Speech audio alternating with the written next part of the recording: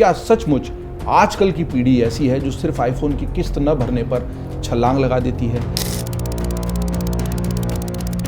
क्या ये आज की पीढ़ी की दिक्कत है कि वो मोबाइल पर गेम खेलते हैं, गेम खेलते खेलते चुपचाप अपनी माँ का क्रेडिट कार्ड लगा लेते हैं, उस क्रेडिट कार्ड का जब माँ को पता लगता है और माँ डांट देती है तो वो बेटा अपनी माँ के ऊपर ही चाकू उठा लेता है? मुझे ये चाहिए, ये इतना नैरो टनल विजन है कि उस समय सिर्फ अपना दर्द, अपनी नीड विजिबल होती है, दूसरे को लेकर एम्पैथी खत्म हो जाती है। तो ये कोई भी घटना इंडिविजुअल फिनोमिना नहीं है, ये सब की सब सोशल फिनोमिना है। इस तरह का समाज आज बना है या ये पहले से था और बातें और घटनाएं अब सतह पर आने लगी है? संभाजी नगर वाली घटना का जो जिक्र किया तो ये प्योर इगोइस्टिक सोसाइटी है। कोई भी ऐसा extreme step is always multifactorial, genetic, psychological और सोशल। क्या जिस समय में हम ऊंची इमारतों और एआई के दौर में प्रवेश कर रहे हैं, उसी समय में हम लोगों को खुद का दिमागी संतुलन बनाए रखने, खुद को बेहतर तरीके से जांचने और समझने की जरूरत है? और उस दिखावे में कहीं ना कहीं परिवार भी प्रमोट कर रहा है कि हमारे बच्चे के पास आईफोन है, हमारे बेटे के पास आईफोन है, तुम्हारे बच्चे के पास क्या है। बदलते हुए समय के साथ हम सबको इवॉल्व करना पड़ेगा। भावना जो हमारे अंदर थी वो खत्म हो चुकी है और इसलिए हम कोई भी क्राइम कर देते हैं, कोई नहीं देख रहा। महाराष्ट्र के छत्रपति संभाजी नगर में 18 साल के कुणाल चांदगुड़े जो हैं, उनका आईफोन जो था उसकी किस्त को लेकर अपने माता पिता से विवाद हुआ और उसके बाद वो नज़दीक की 300 फीट ऊंची पहाड़ी पर चले गए। घटना बहुत दुखद है, लेकिन इसका एक पहलू ये भी है कि शायद केवल आईफोन वजह नहीं हो इस कुणाल के साथ जो दुखद हादसा हुआ और उसके परिवार के साथ। बातें बाद में ये भी सामने आई कि दरअसल पारिवारिक विवाद बड़ी वजह था। उसके माता पिता पिछले 3 महीने से एक साथ नहीं रह रहे थे, उन दोनों का आपसी विवाद था। दरअसल कुणाल चांदगुड़े उस पहाड़ी से न केवल नीचे गिरे बल्कि उनके साथ में उनको बचाने की कोशिश में उनके पिता भी गिर गए और इस सदमे से उनकी माताजी ने भी वहीं से कूदकर अपनी जान दे दी। कार की ईएमआई के चलते एक पिता की उसके बेटे ने हत्या कर दी। नशे में धुत पिता ने 20 साल की बेटी के माथे पर तमंचा सटाकर उसको गोली मार दी। बतरस में आप सभी का स्वागत है। मैं हूं जयदीप कर्णिक। बतरस में हम लोग बातों का रस लेने के साथ ये समझते हैं कि आजकल की ज़िंदगी थोड़ी थोड़ी सी नीरस क्यों होती जा रही है। हम वो बातें करें जिनको हम आम तौर पर अवॉइड करने की, हाशिए पर ढकेलने की, या जिसको कहते हैं अंडर द कारपेट यानी गालीचे के नीचे छुपाकर बचने की कोशिश करते हैं। लेकिन इसी बचाव के चलते जब ये सारी चीज़ें फूटकर सतह पर आने लगती है, मवाद बाहर आने लगता है, तो हमको लगता है कि समाज में ये पीड़ा बहुत दूर तक फैल चुकी है। क्या ये चीज़ें हमारे दिमाग से यानी हमारे मनोविज्ञान से और हमारी मनोचिकित्सा से जुड़ी हुई हैं, या हमारे पूरे समाज में दिखावे का जो रंग चढ़ गया है उससे इसका संबंध है, या फिर ये दिक्कत कहीं और है? क्या सचमुच आजकल की पीढ़ी ऐसी है जो सिर्फ आईफोन की किस्त न भरने पर छलांग लगा देती है? क्या ये आज की पीढ़ी की दिक्कत है कि वो मोबाइल पर गेम खेलते हैं, गेम खेलते खेलते चुपचाप अपनी माँ का क्रेडिट कार्ड लगा लेते हैं, उस क्रेडिट कार्ड का जब माँ को पता लगता है और माँ डांट देती है तो वो बेटा अपनी माँ के ऊपर ही चाकू उठा लेता है? इस तरह का समाज आज बना है या ये पहले से था और बातें और घटनाएं अब सतह पर आने लगी है? क्या जिस समय में हम ऊंची इमारतों और एआई के दौर में प्रवेश कर रहे हैं, उसी समय में हम लोगों को खुद का दिमागी संतुलन बनाए रखने, खुद को बेहतर तरीके से जांचने और समझने की ज़रूरत है। और इन पर बात किसी टेलीविज़न डिबेट में या 1-1 मिनट की रील में नहीं हो सकती। उसके लिए चाहिए कि हम बतरस में बैठकर शांति से इस मसले को समझने की कोशिश करें, क्योंकि ये मसला दरअसल हमारे पूरे समाज से और बहुत सारे लोगों की ज़िंदगी से जुड़ा है। जो घटना उस 300 फीट ऊंची पहाड़ी पर पहुंच गई, दरअसल उसको पहुंचने से पहले वो दिमाग में, घर में, परिवार में शुरू हो चुकी होती है। क्या उसी समय पर उसको रोका जा सकता है? इसी बड़े सवाल के साथ मैं बहुत खास 2 मेहमान हैं मेरे साथ, उन तक पहुंचूंगा और बतरस का ये सिलसिला शुरू करूंगा। मेरे साथ डॉक्टर सुधांशु सुल्तानिया जी हैं, जो Indira Gandhi national open university में समाजशास्त्र पढ़ाते हैं और समाजशास्त्री हैं, और मेरे साथ हैं डॉक्टर दीपाली बत्रा, जो एक मनोवैज्ञानिक हैं यानी कि क्लिनिकल साइकोलॉजिस्ट हैं। आप दोनों का बतरस में स्वागत है। डॉक्टर दीपाली बत्रा, मैं आपसे ही शुरू करना चाहता हूँ। जो घटनाएं मैंने पढ़ी, दरअसल मैं इस स्क्रिप्ट को इस शो के पहले भी पढ़ रहा था और फिर भी मेरी ज़बान लड़खड़ा रही थी, क्योंकि इन घटनाओं से खुद को रिलेट कर पाना, ऐसा हो सकता है, ये सोच पाना कि कोई बच्चा केवल आईफोन की जी। किस्त नहीं भरी इसलिए पहाड़ी से कूद जाएगा, उसके पिताजी भी कूद जाएंगे, माताजी भी कूद जाएंगे, और उसका एक भाई था वो पहले ही 2 साल पहले दुनिया, तो पूरा परिवार एक जी। तरह से खत्म हो चुका जी। है। यहां तक चीजें पहुंच कैसे जाती हैं, और अगर पहुंच जाती है तो उनको रोका कैसे जा सकता है? क्या माँ बाप आईफोन दिलाना बंद कर दें, आईफोन वाले आईफोन बनाना बंद कर दें, या फिर दिक्कत कहीं और है? देखिए, ये बहुत ही दर्दनाक घटना है, बहुत ही पेनफुल है ये सभी के लिए, स्पेशली उस फैमिली के लिए। यहाँ तक पहुँचने के लिए एक लंबा प्रोसेस चलता है, क्योंकि ये चीज़ उस दिन की वजह से नहीं हुई है। आईफोन ही एक फैक्टर नहीं है, इसके पीछे बहुत सारे रूट कॉज हैं। जैसे पूरी स्टोरी तो मुझे नहीं पता, पर उस बच्चे का सोशल स्टेटस को लेके क्या सोच है, खुद की आइडेंटिटी को लेके क्या सोच है, वो उस आईफोन से अपनी सेल्फ वर्थ को, अपनी आइडेंटिटी को कैसे डिफाइन करता है, या उसका पीयर ग्रुप इन्फ्लुएंस है, या उसका सोशल मीडिया इन्फ्लुएंस है, बहुत सारे और फैक्टर्स होंगे। घर का माहौल कैसा रहा ओवरऑल, पेरेंट्स जब बच्चा ऐसी कोई डिमांड करता है, या बच्चा जब एक मनोस्थिति से गुजर रहा है, या एक पुअर इमोशनल कंट्रोल से गुजर रहा है, ऐसे में माता पिता का इमोशनल कंट्रोल कैसे रहता है, वो कैसे संभालते हैं उस बातचीत को। वो जो बातचीत है कि मुझे ये चीज़ चाहिए या मैंने ऐसा कुछ देखा, उसके बाद के कॉन्वर्सेशंस क्या होते हैं, कितना कन्फ्रंटेटिव एनवायरनमेंट होता है, कितना चैलेंजिंग होता है।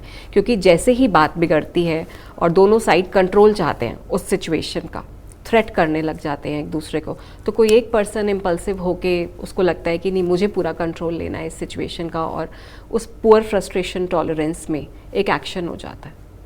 क्योंकि मुझे ये चाहिए, ये इतना नैरो टनल विजन है कि उस समय सिर्फ अपना दर्द, अपनी नीड विजिबल होती है, दूसरे को लेकर एम्पैथी ख़त्म हो जाती है।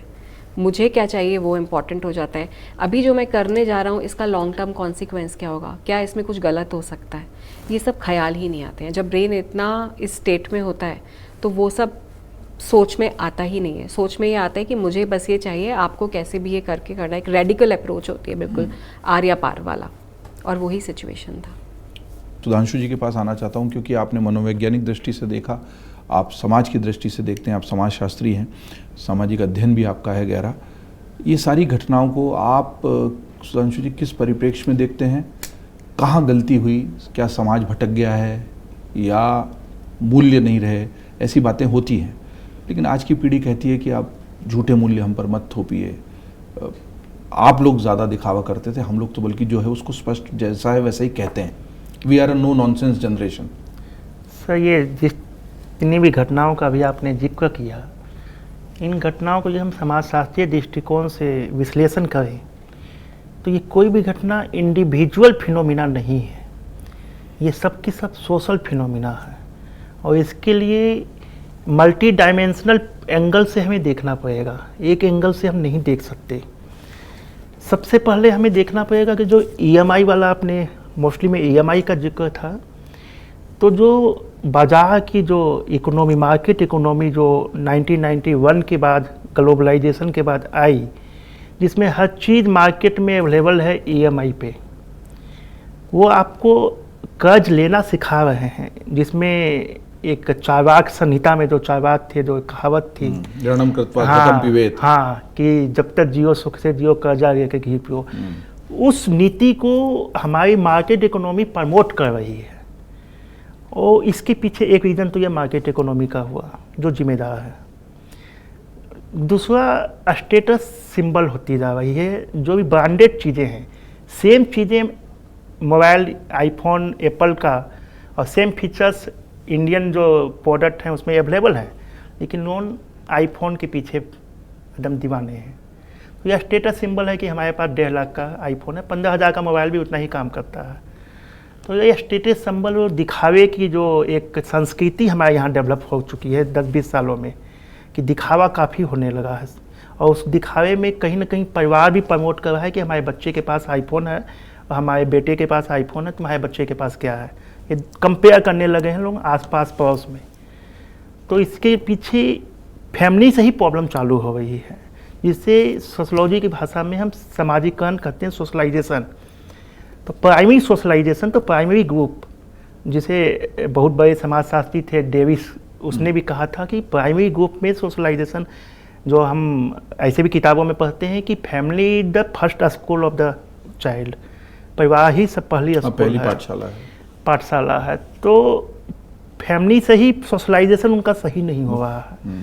यदि हम इसको एक फ्रांस के बहुत बड़े समाजशास्त्री, फ्रांसीसी समाजशास्त्री, जिसको फाउंडर ऑफ द सोशोलॉजी भी कहते हैं, इमाइल दुर्खिम, 1897 में ही उन्होंने, जब इस तरह की कल्चर डेवलप भी नहीं हुआ था, तब उन्होंने पूरा केस स्टडी किया था सुसाइड पे, और सुसाइड पे उनकी बुक आई 1897 में ही, सुसाइड के नाम से ही वो बुक है, काफ़ी फेमस बुक है इंटरनेशनल लेवल पे। उसमें उन्होंने पूरे सुसाइड का विश्लेषण किया है जो आज इम्प्लीमेंट हो रहा है सोसाइटी में। उन्होंने 4 टाइप्स ऑफ सुसाइड बताया कि सुसाइड कितने टाइप के होते हैं, किस सिचुएशंस में होते हैं। तो उन्होंने कहा कि सुसाइड तभी होता है, उसके पीछे 2 ही रीज़न है, social regulations and social integration में जब इनबैलेंस हो जाता है तब सुसाइड होता है सोसाइटी में। सोशल इंटीग्रेशन क्या है? सोशल इंटीग्रेशन मतलब आपका समाज के प्रति लगाव कितना है, समाज से कितना आप इंटीग्रेट हैं। और सोशल रेगुलेशन मीन्स समाज का जो आपके जो इच्छाएं हैं उस पर कितना कंट्रोल है समाज का। जब सोशल ये दोनों में इनबैलेंस होता है तो उन्होंने 4 टाइप्स के सुसाइड का एनालिसिस किया। First type egoistic suicide, second anomic suicide, third altruistic suicide and fourth fatalistic suicide. अभी जो आपने संभाजी नगर वाली घटना का जो जिक्र किया, यदि हम समाजशास्त्री इमाइल दुर्खिम के दृष्टिकोण से इसको देखें तो ये प्योर इगोइस्टिक सुसाइड है। इगोइस्टिक सुसाइड में क्या होता है सर कि जो सोशल रेगुलेशंस भी एकदम लॉ डिग्री पे हो जाता है और सोशल कंट्रोल भी नहीं है उस पर, सोशल इंटीग्रेशन भी उसका नहीं रहा। तो संभाल नगर की घटना में है, समाज से उसका कोई लगाव नहीं बचा तो वो सुसाइड करने चला गया, और सोशल रेगुलेशंस भी उस पर नहीं थे, कंट्रोल भी नहीं थे। तो इस तरह से जो सुसाइड होते हैं वो इगोइस्टिक सुसाइड होते हैं। तो सुधांशु जी, ये तो केवल सुसाइड के भी मामले नहीं है ना, नहीं सिर्फ सुसाइड नहीं है। हाँ, तो वही बता रहे हैं कि ये बाप ने कार तो दिला दी कि बेटा कार रख ले, EMI तू भर दिया करना, 2 महीने वो भर नहीं पाया, पिता ने पहले ही बोला था भाई तू भर देना तो ही मैं दिलाता हूँ, तू भी नौकरी कर रहा है। अब उसने नौकरी का पैसा इधर उड़ा दिया, उसने पिता को ही मार दिया। उसके पीछे मैंने मार्केट इकोनॉमी को जिम्मेदार बताया। इस तरह की घटनाएं मार्केट इकोनॉमी कंट्रोल कर रही है। जो एडवर्टाइज आते हैं बड़े बड़े एडवर्टाइज आजकल मीडिया में कि यही है ब्रांड तो आपकी पहचान है, तो उस तरह की जो है वो जिम्मेदार भी हैं। और सबसे बड़ी चीज़ जो सोशलाइजेशन है, मूल्यों का पतन जो हुआ है सोसाइटी में, धार्मिक मूल्य कह सकते हैं, नैतिक मूल्य कह सकते हैं। जो कहा गया है समाजशास्त्र में कि सोशल कंट्रोल जो होता है वो सबसे अधिक मूल्य ही किसी को कंट्रोल कर सकते हैं और कोई कंट्रोल नहीं कर सकता। तो चाहे वो नैतिक मूल्य हो चाहे धार्मिक मूल्य हो। तो आज हमारे समाज में जो भौतिकतावादी संस्कृति का जो डेवलपमेंट हुआ है उसने मूल्यों का कोई महत्व नहीं दिया। आज स्कूल हो चाहे कॉलेज हो, वहाँ नैतिक शिक्षा नहीं दी जाती। पर आप कम्युनिकेट कर सकते हो ना, आप अपना फाइनेंशियल चीज बता सकते हो ना। पर बच्चे को बोला ना कि भाई तेरी EMI अभी हम नहीं भर सकते, वो तो पहाड़ पे चला गया। हमें नहीं पता ना, और वो स्कूटी वाले जो बच्ची है, हमें ये नहीं पता है कि घर में जो कम्युनिकेशन हुआ, जो बातचीत हुई, वो किस तरह से हुई। पिता ने कहा कि बेटा देखो, माँ तो चली गई 5 साल पहले बीमारी से, मेरी फाइनेंशियल स्टेटस ठीक नहीं है, थोड़ा पैसा आएगा मैं स्कूटी दिला दूंगी। बच्ची को लगा कि पिता बहला रहे हैं, टहला रहे हैं, उसने हाँ, वो तो चलो कि वो पिता पहुंच गया घर पे। कोई भी ऐसा extreme step is always multifactorial, genetic, psychological और सोशल। साइकोलॉजिकल इज मेरी अपनी कोपिंग कैसी है। आपने मुझे एक चीज़ के लिए मना किया, मैं उस नो को संभाल पाई या नहीं संभाल पाई, मेरी कोपिंग कैसी है नो सुनने को लेके। 10 बच्चे स्कूटी मांगेंगे, 10 का रिएक्शन तो सेम नहीं आएगा, सबका रिएक्ट। कुछ लोग यस भी करेंगे, ठीक है पापा कोई बात नहीं, जब आपको लगे आप तब दिला देना। क्यों कुछ बच्चे रिएक्शंस का जो अंतर है क्योंकि साइकोलॉजिकल फैक्टर्स का भी बहुत सिग्निफिकेंट रोल है, जेनेटिक्स का बहुत सिग्निफिकेंट रोल है। जैसे हमारी आंखों का कलर जेनेटिकली डिटरमाइंड है, ऐसे ही किसको मानसिक परेशानी होनी है और कौन सुसाइड कंप्लीट करेगा ये भी जेनेटिकली डिटरमाइंड है। So genetics, plus psychological plus social factors, it is multifactorial. हम ये नहीं कह सकते कि किसी ने एक स्टेप लिया तो उसका यही एक कारण है। Yes, it is. समाजशास्त्र हमारा इसको क्लियर करता है, जेनेटिक फैक्टर जो है वो बायोलॉजिकल फैक्टर है, जिस पे हमारा कोई कंट्रोल नहीं है, उसको हम चेंज नहीं कर सकते। लेकिन जो सोशल फैक्टर्स है, सोशोलॉजिकल फैक्टर है, उसको हम चेंज कर सकते हैं, उसको हम कंट्रोल कर सकते हैं। इसे बायोलॉजिकल फैक्टर न हम डिटरमाइन कर सकते हैं, न हम उसको चेंज कर सकते हैं। मान लिया, लेकिन घर के अंदर तो हम कुछ चेंज करेंगे, हाँ, तो लेकिन पूरी सोसाइटी को तो हम नहीं बदल पाएंगे। नहीं, पूरी सोसाइटी में तो दिखावा बढ़ रहा है, सबको महंगे फ़ोन चाहिए, अच्छे कपड़े चाहिए, ईएमआई पे। बगल वाले के घर में अच्छा फ्रिज आता है तो भाई हमारे घर में क्यों नहीं है, बगल वाले के घर में अच्छी गाड़ी आती है तो हमारे घर में क्यों नहीं है, दोस्त अच्छी शर्ट पहन रहे हैं, बड़े कैफ़े में जाके रोज़ शाम को 2 घंटे बिताते हैं, मैं कैफ़े में क्यों ना जाऊँ। अब वो सोसाइटी का तो हमारे ऊपर हम कंट्रोल नहीं कर सकते ना इस चीज़ को। तो यही चीज़ें तो हमें खुद के साथ बैठ के थोड़ा सेल्फ रिफ्लेक्शन तो करना पड़ेगा ना, कि हम कर क्या रहे हैं, हम चाह क्या रहे हैं, और हम जो कर रहे हैं या हम जो अपने बच्चों के सामने व्यवहार कर रहे हैं उसका कितना असर उन पर आ रहा है, हमारी सोच का क्या असर उन पर आ रहा है, हम कैसे सोशल एक्सेप्टेंस को देखते हैं कि मुझे पार्टी में जाना है, हुक्का ज़रूर करना है या अल्कोहल ज़रूर लेनी है, तो मैं ऐसा कैसे सोच लूँ कि उस पार्टी में बच्चे ने भी देखा और अब वो 15-16 साल की उम्र में डिमांड नहीं करेगा, ऐसा होगा ही नहीं। तो बेसिकली डेफिनेटली पेरेंटिंग का एक सिग्निफिकेंट रोल है, एक हद तक रोल है, एक लिमिट तक रोल है। तो यही है कि रिस्पेक्टफुली हम अपनी कम्युनिकेशन करें, अपनी बात रखें, रिस्पेक्टफुली हम उनको सुने, हम उनकी नीड्स को वैलिडेट करें। जैसे जब ये हुआ एक्ट, तो उस प्रोडक्ट के बारे में बात करने की जगह ज़रूरी है कि उस बच्चे के इमोशन को वैलिडेट करा जाए कि हम समझते हैं बेटा कि तुम्हें अच्छा नहीं लग रहा कि हम ये नहीं कर पा रहे हैं। बाउंड्री बाद में सेट करी जाए, पहले इमीडिएटली जो बच्चा इमोशनली जिस पेन से गुजर रहा है उसको पास लाएं, उसको दोस्त बनाएं। एग्जैक्टली, उसको समझें, उसके साथ उसको ये ना कहें तुम फालतू में सोच रहे हो, तुम ऐसे ही हो, तुम बिगड़ गए हो। कुछ जो घर में वर्ड सिलेक्शन है, टोन है, जो ताना देकर बात करी जाती है, वो बहुत कॉमन है और बच्चा हमारी टोन को पिक करता है, हमारे वर्ड सिलेक्शन, वॉल्यूम, हर चीज़ को पिक करता है। फादर मदर आपस में कैसे बात कर रहे हैं बच्चे के बारे में, वो सब हमारे बच्चे छुप के सुनते हैं, सबकॉन्शियस में रजिस्टर हो बिल्कुल। वो बच्चे तो वो ये एक दिन का इवेंट नहीं है, ये बिल्डअप है। वो कह रहे हैं कि हमने कैसे बोला उस पर मत जाइए, क्या बोला उस पर जाइए, और मुद्दा ये है कि अगर पेपर लीक हो रहा है तो हमको उसका इस्तीफा चाहिए, और शिक्षा पद्धति में दिक्कत है तो हमें उसको सुधारना है। अब हमने कैसे भी कहा हो आपको तो हमारी बात पे ध्यान देना है, तरीके। और पहले तो ये था कि तरीका भी सही होना चाहिए तभी बात सुनेंगे, नहीं तो बेत पड़ जाती थी माँ बाप की। तो समस्या बहुत गंभीर है, इसलिए इसका निदान भी बहुत कठिन है। आप सोचेंगे बहुत आसानी से इसका सॉल्यूशन निकल जाए, ये तो सतह पे निकल के अब आए हैं ना बच्चे। हाँ। ये तो सब अंदर ऐसे, पर जो कह रही है ना मैडम कि एक स्टेप में नहीं होता है। वही तो मैंने आपको कहा, बच्चा जिस दिन पैदा होता है उस दिन से सोचना पड़ेगा कि उसको किस तरह के सांचे में ढाला जाए, और वो आपको करना पड़ेगा। बहुत कठिन काम है, सैद्धांतिक, हम मानते हैं कि सैद्धांतिक बोलना आसान है, प्रैक्टिकली डिफिकल्ट है, तो वो करना ही पड़ेगा यदि आपको समाज को एक नया समाज बनाना हो, तब सुधारना हो। जैसे जॉइंट फैमिली का पतन जो हमारे यहाँ हुआ, इसके पीछे यदि आप देखा जाए तो बहुत बड़ी चीज़ है जॉइंट फैमिली का पतन। अब न्यूक्लियर फैमिली है, माँ बाप और बच्चे। जॉइंट फैमिली में जो दादा और दादी होते थे वही उनके बच्चों में नैतिक मूल्यों का विकास करते थे, और वो सबसे अच्छे उनके गाइड थे, गाइडेंस करते थे बच्चों को। आज उनको दादा और दादी का प्यार नहीं मिलता है या गाइडेंस नहीं मिलता। कई घरों में है भी तो बच्चे ही अपने कमरों में लैपटॉप और मोबाइल लेके चिपके, वो दादा दादी के साथ बैठने वाला वक्त ही उनके पास नहीं है। आप ये जेंजी वाला पूरा मामला हुआ मैडम, युवाओं से ही, और ये जो टीनेजर्स हैं इनसे ज़्यादा काउंसलिंग भी होती होगी, आप समस्याएं भी इनकी। इस फिनोमिना को आप कैसे देखती हैं?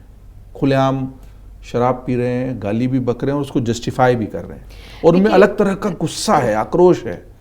देखिए, सारे जेंजी तो एक जैसे नहीं है। वो अलग बात है कि एक ग्रुप हाईलाइट हो गया है तो अब हम ये कह रहे हैं कि सिंबॉलिक रिप्रेजेंटेटिव बन गए हैं। अब हम ऐसा सोच रहे हैं, पर ऐसा है नहीं। सब जेंजी एक जैसे नहीं है। जेंजी में भी ऐसे भी बच्चे हैं या ऐसे भी स्टूडेंट्स हैं, ऐसे भी एडल्ट्स हैं जिनका काफ़ी मैच्योर अप्रोच है, जो समझदारी से बात करना चाहते हैं, जो हेल्दी डिस्कशन चाहते हैं, जो कम्युनिकेशन करते हैं। तो मुझे लगता है कि कुछ चंद लोगों की वजह से हम एक लेबलिंग नहीं कर सकते हैं कि ये ठीक ग्रुप नहीं है या ये ग्रुप ऐसा करता है।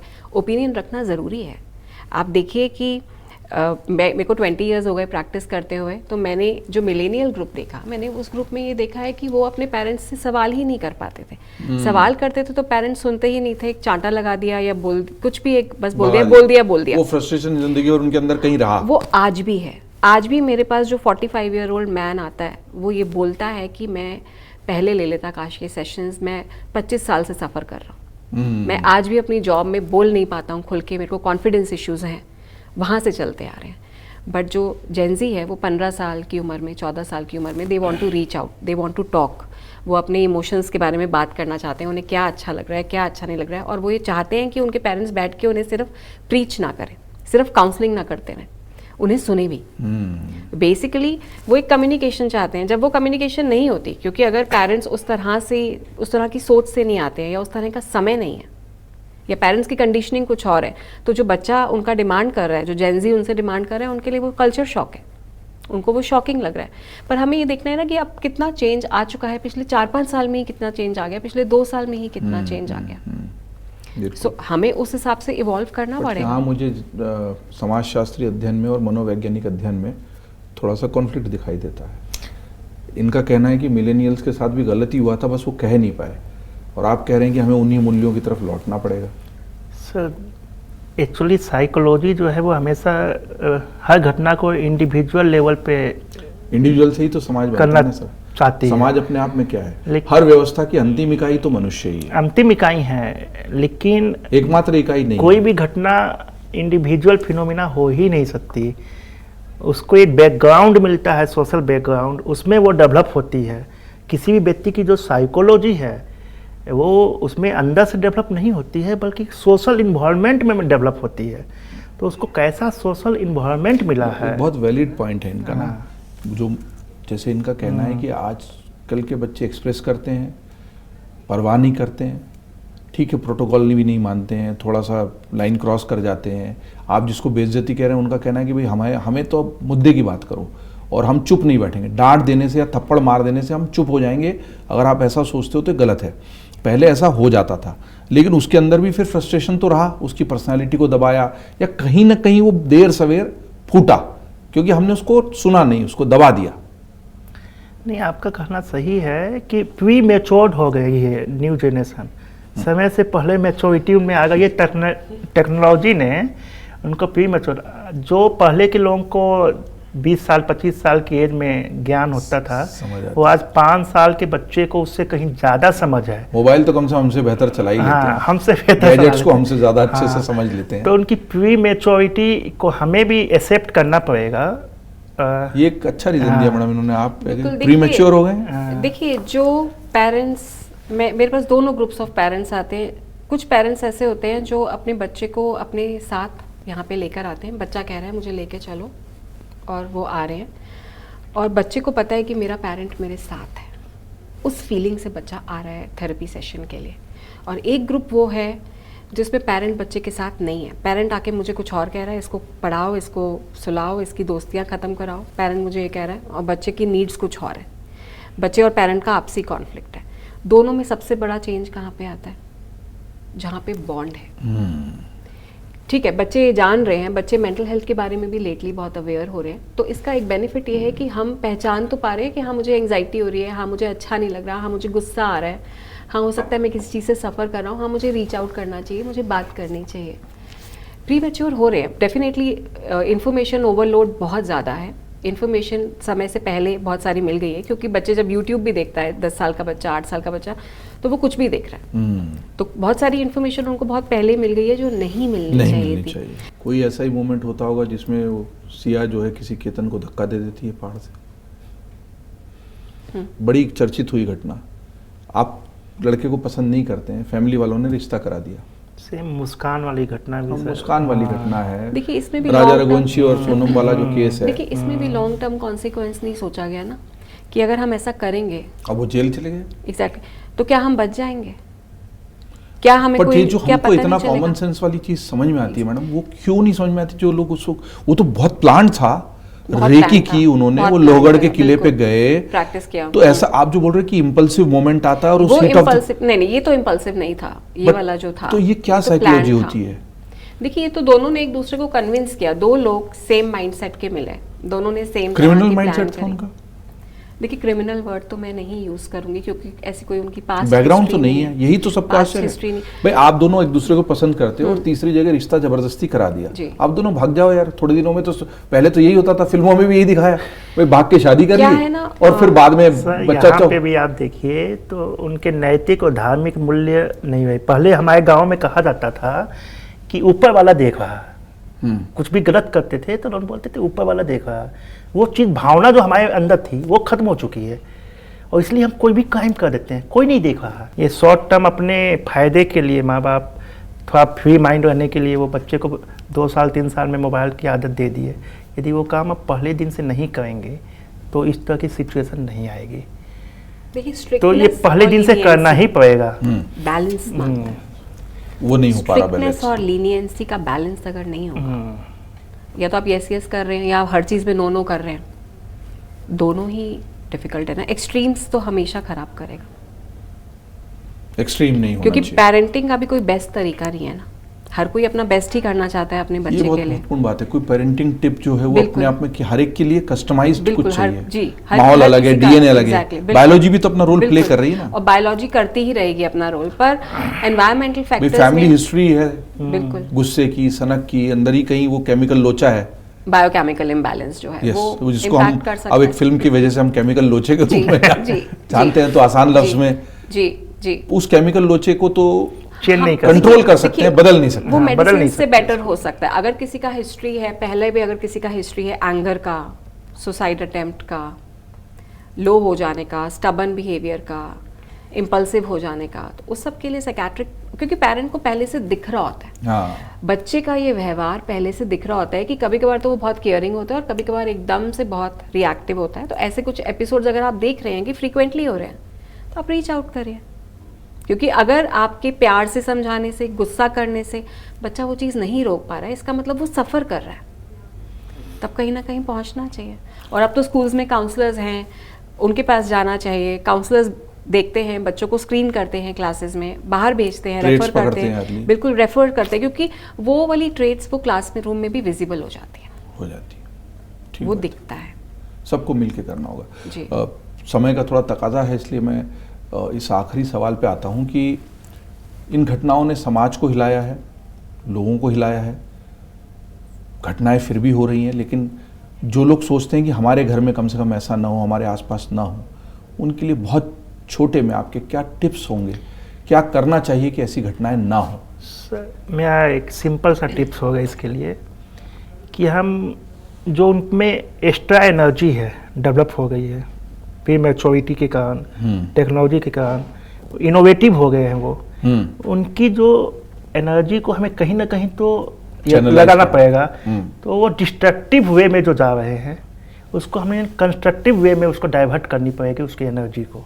यदि आप साइंस की भाषा में कहें तो डिस्ट्रक्टिव वे में न जाके कंस्ट्रक्टिव वे में उनको डाइवर्ट किया जाए तो हम इस तरह की घटनाओं से बच सकते हैं, जिससे स्टार्टअप, ये जो आज का न्यू जनरेशन स्टार्टअप यूज कर रही हैं, जो सरकार भी, हमारी गवर्नमेंट भी प्रमोट कर रही है, तो गवर्नमेंट को भी इस तरह के इनिशिएटिव लेने पड़ेंगे ताकि उनकी जो डिस्ट्रक्टिव माइंड को कंस्ट्रक्टिव माइंड में कन्वर्ट किया जाए। जो बेरोजगारी की समस्या हमारे देश में पैदा हो रही है, पढ़े लिखे PhD होल्डर्स 84 के लिए अप्लाई कर रहे हैं, जिन्होंने 20 साल 25 साल पढ़ाई की और उसके बाद उनको 10,000 की जॉब नहीं मिल रही है, तो वो क्या करेंगे? क्रिमिनल माइंड ही जाएंगे वो। इसलिए उनकी एनर्जी को कंस्ट्रक्टिव करना पड़ेगा, गवर्नमेंट को भी एफर्ट करना तकनीक पड़ेगा। ने सूचनाओं को बहुत तेजी से पहुंचाया है और जागृति, अवेयरनेस, सूचनाएं, जानकारी बहुत ज़्यादा जल्दी पहुंच रही है, तो अतिरिक्त ऊर्जा आ रही है और उस ऊर्जा को सही जगह हम लगा देंगे तो शायद हम इस तरह की घटनाओं से बच सकते हैं, ऐसा सुधांशु जी का मानना है। दीपाली जी, आपका क्या मानना है? देखिए, मुझे लगता है कि तो ऐसे क्राइसिस के टाइम पे जब फैमिली में बहुत हीटअप है, जब कोई देख रहा है कि एक पर्सन बड़ा एजिटेटेड है, बहुत फ्रस्ट्रेटेड है, ऐसे में कन्फ्रंटेशन फिजिकल और वर्बल अवॉइड करना चाहिए। उस समय कन्फ्रंटेशन ये नहीं लड़का करना। पहाड़ी पे चला गया, हाँ, तो सब तो पूरा गांव पड़ोस सब समझा रहा था उसको, कन्फ्रंट तो कोई नहीं कर रहा था। अब मुझे घर का नहीं पता कि घर में उस समय क्या हो रहा था, पर एक मतलब वो जब confrontation- पहाड़ पे जा चुका है, already we have lost the case. तब हम रिस्क पर हैं, क्योंकि उन्होंने वही जगह कैसे चुनी, वो थॉट कैसे आया, वो कैसे आया कि मुझे इसी के ऊपर जाके चढ़ना है, ये कहाँ से अवेयरनेस हो आया? सकता है पहले से वो जाता रहा और नाराज होके वहाँ। हाँ, तो ये तभी तो हमें ये हिस्ट्री देखनी है ना कि पहले भी क्या ऐसा होता था, और अगर पहले ऐसी हिस्ट्री थी तो क्या पेरेंट्स आपने कहीं क्या किया? पहुंचे, तब पेरेंट्स कहीं गए उनके साथ। दूसरा चीज़, ये स्कूल लेवल, होम लेवल, ये हर लेवल पे काम होना चाहिए। सोसाइटी लेवल पे तो डेफिनेटली होना ही है, बट जब हम घर के लेवल की बात करते हैं तो पेरेंट्स बचपन से ही बच्चे को नो सुनना सिखाएं, खुद भी नो सुने, और अब जब कोई उनको नो बोल रहा है तो बहुत रिएक्टिव ना हो, इमोशनली संभालें खुद को, ताकि आपका बच्चा आपको नोट करे।